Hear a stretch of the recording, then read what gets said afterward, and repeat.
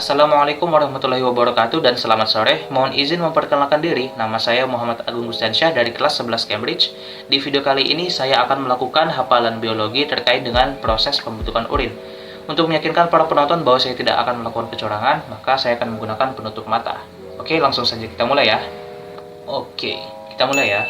Proses pembentukan urin dibagi menjadi tiga, yaitu filtrasi, reabsorpsi, dan juga augmentasi. Filtrasi terjadi di dalam kapiler glomerulus, yaitu kapiler yang bergelung-gelung di dalam kapsula Bowman. Saat filtrasi terjadi, tekanan darah memaksa air, urea, dan zat terlarut kecil lainnya dari darah dalam glomerulus masuk ke lumen kapsula Bowman. Saat itu, berliter-liter darah masuk ke dalam ruang glomerulus yang berukuran kecil. Di glomerulus terdapat sel-sel endotelium kapiler yang berpori, membran basiler, dan epitel kapsula Bowman yang dapat membantu mempermudah proses filtrasi. Selain dari struktur glomerulus tersebut, faktor lain yang dapat mempermudah proses filtrasi yaitu tekanan hidrostatik dan tekanan osmotik. Saat proses filtrasi ini terjadi, sel-sel darah, trombosit, dan sebagian besar protein dalam plasma darah akan disaring dan diikat agar tidak ikut dikeluarkan. Sedangkan zat-zat kecil terlarut dalam plasma darah seperti glukosa, asam amino, natrium, kalium, klorida bikarbonat, garam lain, dan urea itu akan melewati saringan dan akan menjadi bagian dari endapan.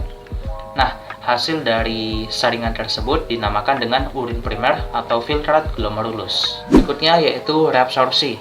Reabsorpsi yang terjadi di tubulus contortus proximal dibagi menjadi tiga, yaitu reabsorpsi air, reabsorpsi zat-zat tertentu, dan reabsorpsi zat-zat penting yang masih dibutuhkan oleh tubuh. Yang pertama, reabsorpsi air. Pada keadaan normal, sekitar 99% dari air yang berhasil melewati membran filtrasi akan direabsorpsi sebelum mencapai ureter. Reabsorpsi ini terjadi di tubulus contortus proximal yang dilakukan secara pasif melalui proses osmosis. Kemudian yang berikutnya adalah reabsorpsi zat-zat tertentu. Reabsorpsi zat-zat tertentu terjadi secara transport aktif maupun difusi. Zat-zat yang mengalami transport aktif pada tubulus contortus proximal yaitu seperti ion Na+, K+, PO4-3-, NO3-, glukosa, dan asam amino. Kemudian ion Na+ akan mengalami difusi dari sel tubulus menuju pembuluh kapiler. Kemudian yang terakhir ada reabsorpsi zat-zat penting yang masih dibutuhkan oleh tubuh. Zat-zat penting seperti asam amino, glukosa, asam asetoasetat, dan vitamin akan direabsorpsi secara aktif di dalam tubulus contortus proximal, sehingga tidak akan ditemukan lagi di lengkung Henle.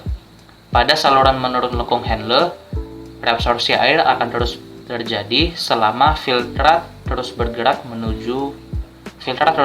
di sepanjang tubula tersebut. Setelah terjadi reabsorpsi di tubulus contortus proximal dan sepanjang lengkung Henle, maka tubulus akan menghasilkan urin sekunder. Baik teman-teman, karena tadi sore saya tidak sempat membuat semua rekaman hafalannya, jadi saya lanjutkan di malam hari. Jadi untuk tahap terakhir itu ada yang namanya augmentasi. Augmentasi adalah proses penambahan zat-zat sisa yang tidak diperlukan oleh tubuh ke dalam tubulus contortus distal. Sel-sel tubulus akan mengekresi ion hidrogen, ion amonium, urea, kreatinin, dan racun ke dalam lumen tubulus melalui proses difusi. Nah, nantinya ion-ion tersebut akan menyatu dengan urin sekunder.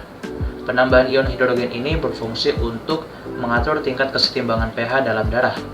Setelah melalui proses augmentasi, nantinya akan terbentuk urin yang sesungguhnya. Urin yang sesungguhnya ini akan disimpan sementara di dalam kantong kemih, kemudian akan dikeluarkan dari dalam tubuh melalui uretra.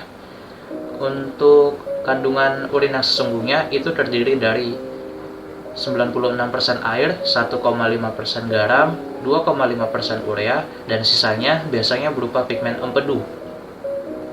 Baik teman-teman, mungkin sekian hafalan biologi terkait dengan proses pembentukan urin dari saya. Jika ada kekurangan, mohon dimaafkan. Terima kasih dan sampai jumpa.